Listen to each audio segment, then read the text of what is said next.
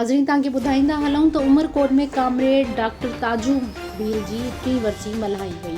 Report दर्शन देव भील मुताबिक़ doctor ताजू Bhil हर इंसान जी तकलीफ़ खे पंहिंजी तकलीफ़ समझंदो हो, इंसानियत जो पैरोकार हो, ख़ासि करे ॾुतड़ियल क़बीले जे हक़नि जी ॻाल्हि कंदो हो। हिन मेड़ाके में तालीम, एको, इतिहाद, यकजहती इहो ई हिन मर्द मुजाहिद जो मौज़ू हूंदो हो।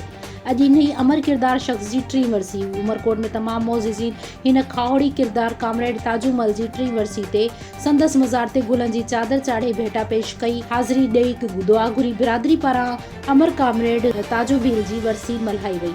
मोहतरम पूंजोमल भील वकील minority wing general secretary Sindh PPP ऐं मोहतरम कांजी राणो वकील मरकज़ी सदर BSC पाक, मोहतरम doctor Mangharam member CEC BSC पाक, डॉक्टर चतुमल, डॉक्टर अजीत कुमार मिस्रीमल, वकील हेमंत दास बचवाणी, शिवाराम करताणी, इंस्पेक्टर तनीराज घुमन सिंह, शरीफ वकील, भूरालाल वकील, पहलाज राय मटराणी, मीरचंद सहजाणी, रांझण भील, पोपट कोली वकील, समाजी अगवान मोहतरम अब्दुल्ला खोसो, मोहनलाल, फर्जंद कामरेड ताजूमल, हरचंद सागर, धनेश कुमार ऐं ॿियनि समाजी अगवाननि पिण इन्हीअ वरसी ते हिन जे समाजी किरदारनि ते ॻाल्हायो।